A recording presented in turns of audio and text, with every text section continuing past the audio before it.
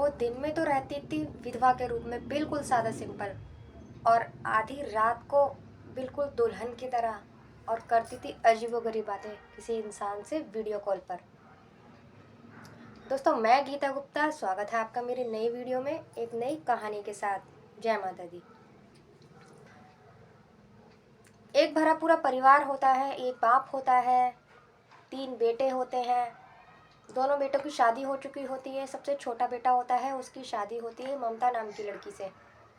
लड़के का नाम होता है राजेश। उनकी शादी होती है तो सब ठीक रहता है। 3-4 महीने ऐसे ही निकल जाते हैं अच्छी तरह। 3-4 महीने के बाद में वही लड़ाइयाँ शुरू हो जाती हैं घर में। लड़ाइयाँ शुरू होने के बाद अब किसी से कुछ कह नहीं सकते थे। क्या करते हैं, अब जो सबसे छोटा था राजेश, जिसकी बीवी थी ममता, उसको सब परेशान करना शुरू कर देते हैं क्योंकि सबसे छोटी होती है। तो सब आपस में बातें करने लगते हैं कि इसको हम कुछ नहीं देंगे जायदाद में से, ये है वो है। वो तो काम पर चला जाता है राजेश। दिन भर उसकी बीवी सुनती रहती है ये सब बातें कि घर में ये सब बातें चल रही हैं, ससुर और जेठ ऐसे ऐसे बातें कर रहे हैं आपस में। वो सुनती रहती है। एक दिन होता यूं है कि वो अपने आप ही रोती बिलखती, घर में लड़ाई हो जाती है काफ़ी तेज, और रोती बिलखती पुलिस स्टेशन पहुंच जाती है। वहां जाके जोर जोर से रोती है, हाथ पैर मारती है, खूब रोती है चिल्ला चिल्ला कर। कहती है मेरे पति को मार डाला है मेरे दोनों जेठ ने और मेरे ससुर ने। इन तीनों ने मिलकर मेरे पति को मार डाला है। मैं क्या करूं, आप चलिए मेरे साथ और मुझे इंसाफ दिलवाइए।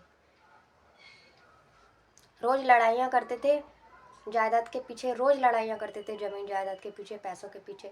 और आज इन लोगों ने मिलकर उन्हें मार डाला है। आप मुझे इंसाफ दिलवाइए, मेरे साथ चलिए अभी। तो पुलिस वाले उसको देखकर तुरंत उसके साथ चल देते हैं। पूरे गांव में बंदी लगा देते हैं उनको, जाने कि वो कहीं भाग ना जाए। तो वो जाकर उसके घर जाते हैं। उसके घर पर उनसे कहते हैं कि तुमने, गिरफ्तार कर लेते हैं तीनों को। वो कहते हैं कि हमने हमने क्यों, हम क्यों मारेंगे अपने भाई को। तो वो कहती है कि इन्होंने ही मारा है। वो कहते हैं हमने नहीं मारा है अपने भाई को, हम क्यों मारेंगे अपने भाई को। अगर ये आपके पास गई है तो हो सकता है इसी की चाल हो। लेकिन वो औरत ममता इतनी मासूम थी, इतना उसकी शक्ल देख के बिल्कुल नहीं लग रहा था कि वो कुछ कर सकती है, मार सकती है। तो सब यही कहते हैं कि इसका काम होगा। लेकिन पुलिस वाले उस औरत की शक्ल देखकर बिल्कुल उसकी बातों में आ जाते हैं। वो कहते हैं कि ये सच बोल रही है, इन लोगों ने ही मारा है अपने भाई को, अपने घर के बेटे को।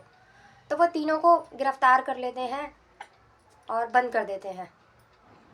बंद करने के बाद दोस्तों यही सिलसिला चलता रहता है। उनको थाने लेके जाते हैं, उनकी तारीखें चलती हैं, उनको सजा भी हो जाती है। अब ये लोग सारे की सारे मिलने जाते हैं, घर वाले सारे उनसे जब मिलने जाते हैं जेल में, तो ये सारे की सारे उनसे कहते हैं कि अब ये तो बता दो कि तुमने मार के बॉडी को कहाँ करा है, कहाँ रखा है। तो वो तीनों कहते हैं कि तुम लोग तो कम से कम हम पे विश्वास करो, अगर हमने कोई ऐसा कुछ किया होता तो कम से कम तुम्हें तो हम बताते।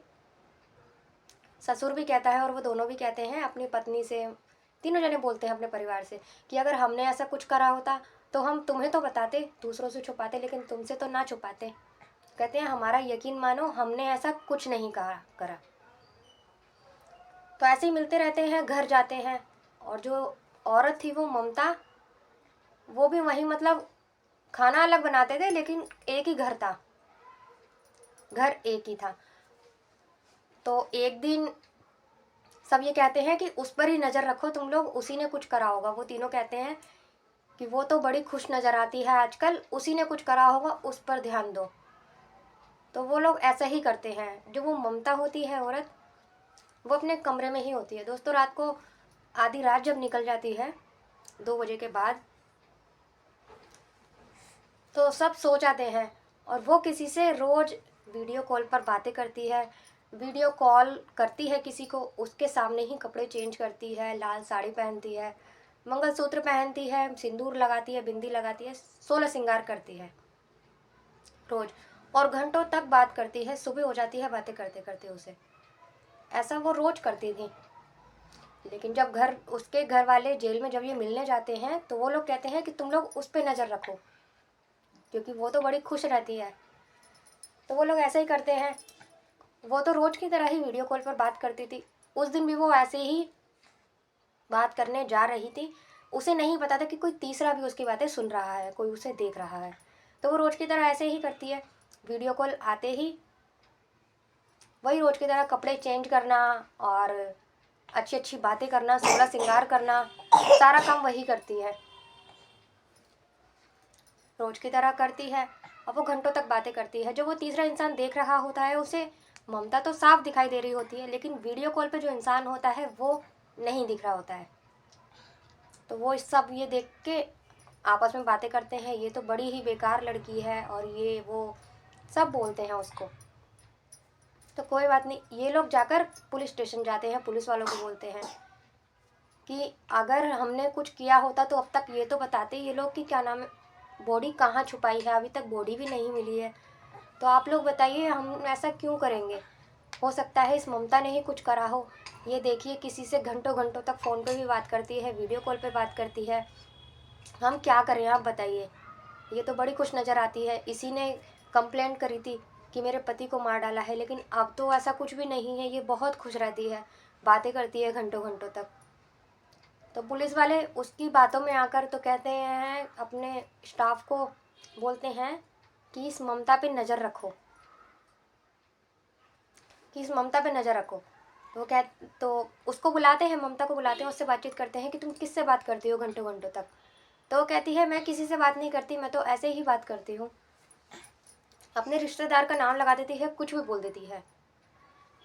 लेकिन पुलिस वालों को कुछ शक होता है उसके ऊपर, तो वो उसके कॉल की डिटेल निकलवाने को बोलते हैं कि इसके कॉल की डिटेल निकलवाओ और पता करो कि ये किससे बात करती है घंटों घंटों तक। रात को वीडियो कॉल पे भी बात करती है, वैसे भी बात कर रही होती है।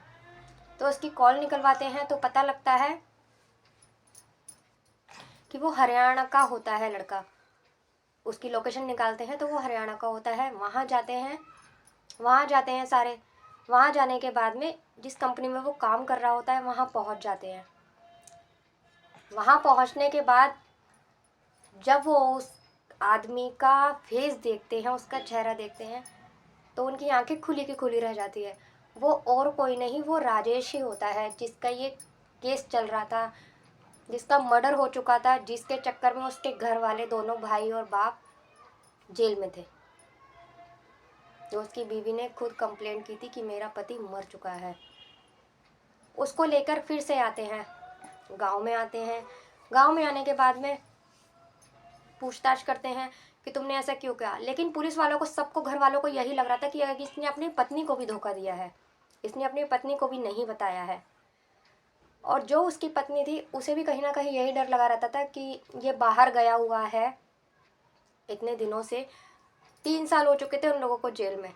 इसने भी सोचा कि 3 साल हो चुके हैं मेरे पति को गए हुए, कहीं वो दूसरी शादी ना कर ले या किसी से चक्कर ना हो जाए। इसलिए वो रोज़ उसको अपनी मौजूदगी का एहसास दिलाती थी, वीडियो कॉल करके, श्रृंगार करके, कि मैं तुम्हारी पत्नी हूँ, तुम किसी और से शादी नहीं कर सकते, मैं तुम्हारी पत्नी हूँ। इसीलिए वो रोज़ यही काम करती थी रात को, कि उसे याद दिलवा सके कि मैं तुम्हारी पत्नी हूँ। लेकिन सब समझ रहे थे कि इसने अपनी पत्नी को भी धोखा दिया है।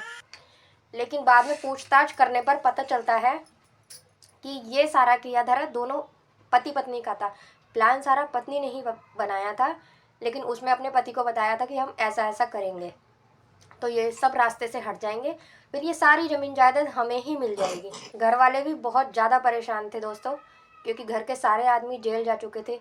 एक तो मर चुका था, एक का मर्डर हो चुका था और तीनों आदमी जेल में थे। तो घर की सबका माहौल ख़राब हो गया था। गांव वाले भी बहुत परेशान थे कि इस एक घर में सबके साथ ऐसा हुआ है। उनसे पूछताछ करने पर यही कहते हैं कि हमने इनसे बदला लेने के लिए ऐसा किया था, कि हम ऐसा करेंगे तो इन्हें जेल भेज देंगे, फिर हम साथ साथ रहेंगे, ऐसा होने के बाद ये सब कुछ हमें मिल जाएगा। तो आजकल इतने शातिर लोग भी होते हैं दोस्तों, कब कौन क्या कर दे कुछ नहीं पता चलता। आजकल अपने अपनों के साथ ही शातिर बनते हैं, तो इसीलिए आप लोग भी सतर्क रहिए। आज की ये मेरी कहानी यहीं तक थी। फिर दोनों पे केस चलता है, दोनों को जेल भेज दिया जाता है, मियाँ बीवी को। उन दोनों को सज़ा हो जाती है पुलिस को गुमराह करने के चक्कर में, बेफालतू में बेगुनाहों को जेल भेजने के चक्कर में। उनको सज़ा हो जाती है। आज की ये कहानी इतनी सी। अगर आप लोग को अच्छी लगी हो तो प्लीज़ एक छोटा सा लाइक कर दीजिए और चैनल को सब्सक्राइब कर दीजिए, जिससे मेरा हौसला बढ़ता रहे और मैं आपके लिए अच्छी अच्छी वीडियो लाती रहूँ। तो मिलते हैं अगली वीडियो में एक नई कहानी के साथ। तब तक के लिए बाय बाय। जय माता दी।